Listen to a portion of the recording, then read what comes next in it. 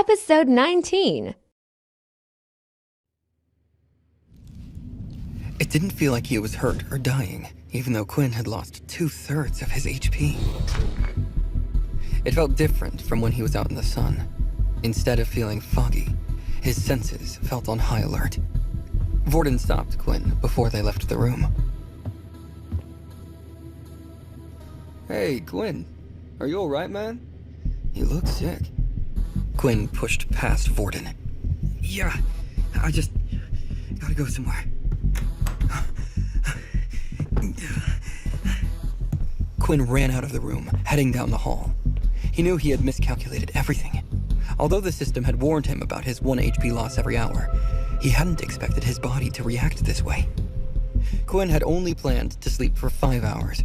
He wanted to get rid of his hunger before morning classes started. Quinn calculated how much time he had left. Breakfast is mandatory and it lasts from 8 to 9.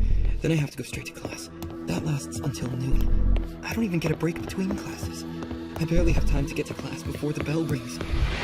In other words, he had no spare time. He could try to skip school, but this wasn't regular school. The army severely punished troublemakers. Does that even matter? This might be life or death. Punishment couldn't possibly be worse than what this system is going to do to me. Quinn made his way to the canteen queue to be served some food. He took deep breaths. He wanted to get the hang of his heightened senses. His senses made it hard for him to think. Quinn could hear conversations as though they were right next to his ears. The pots and pans of the kitchen felt like they were being hit against his head. Quinn needed to get these senses under control. Quinn managed to clear his mind. The noises didn't go away, but he could ignore them. Just then, Riley entered the canteen. He had no bruises on his body from yesterday's fight. He must have gone to the nurse's office. That's the only thing that makes sense. Still, I'm going to give him a lot of space. I can tell that he's got a short fuse today. As soon as Riley saw Quinn, Riley decided to take out his frustration on him.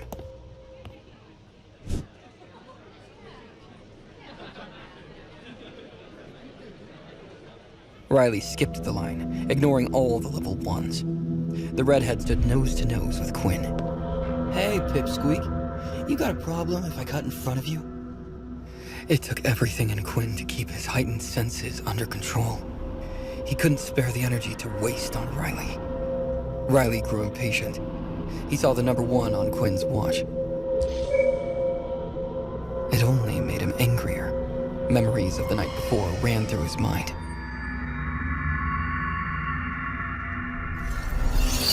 "I'm talking to you." Riley grabbed Quinn's collar, lifting him off the ground. "Who the hell do you think you are?" Riley's face was so close to his. Quinn heard the blood flow through Riley's neck. Quinn could even taste it. The redhead's heartbeat sounded so inviting to Quinn.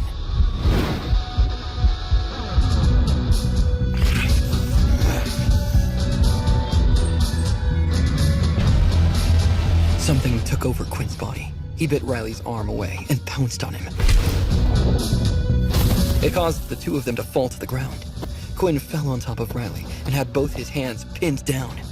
Riley screamed, trying to push him away. "Get off me, you crazy animal!" No matter how much Riley tried, he couldn't move Quinn. Riley's ability was useless in this kind of situation.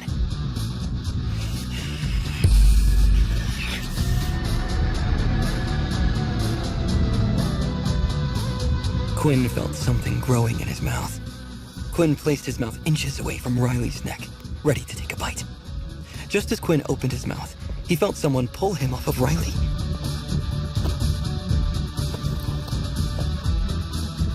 The stranger chucked him towards the people in the queue. The newcomer placed himself between Riley and Quinn. "Don't touch one of my boys." Quinn recognized the boy. Dan was a large teenager with a muscular build. His appearance was more like that of a bald adult. Riley bowed his head, feeling ashamed. Sweat ran down his cheeks. Dan, Thank you so much. Dan walked toward Quinn.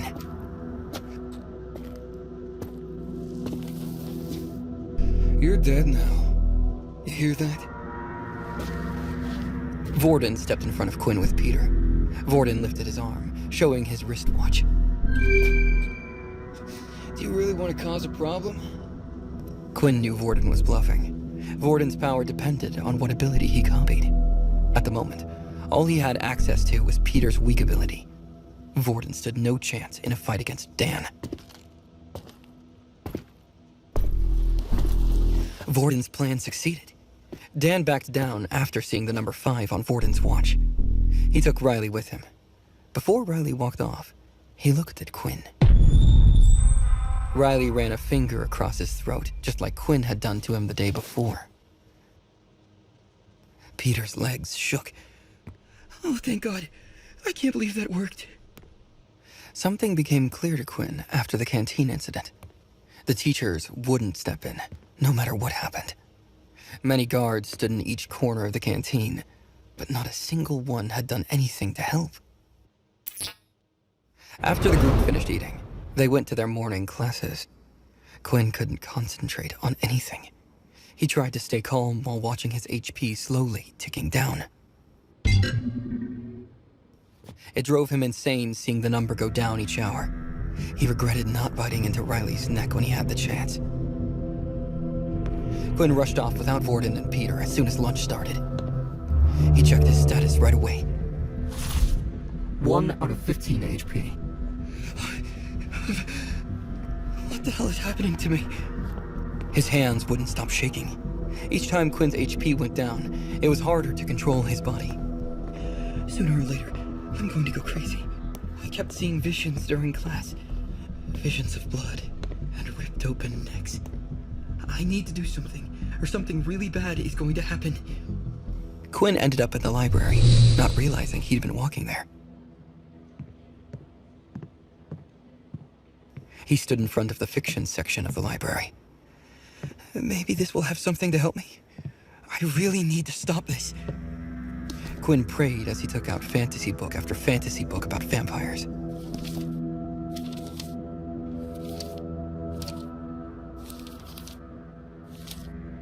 In some of the books, vampires were able to live off animal blood. Unfortunately, Quinn's system clearly stated his need for human blood. It would be impossible to find an animal in time anyway. In other stories, vampires raided hospitals for their supplies. Alas, the one in the city was heavily guarded, and he wouldn't reach it in time. Quinn felt weaker. He sat on the floor and read one last book.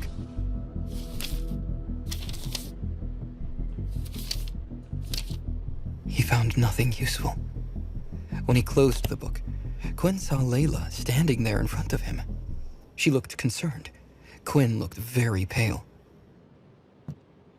Are you okay? Layla bent down, placing her hand on his forehead to check his temperature. You're so cold. Do you want me to take you to the nurse's office? Quinn hadn't heard a single word. Her neck looked mesmerizing. The urge was uncontrollable. Quinn sighed, pulling Layla by the arm. He brought Layla close to him. He apologized softly, then bit her neck.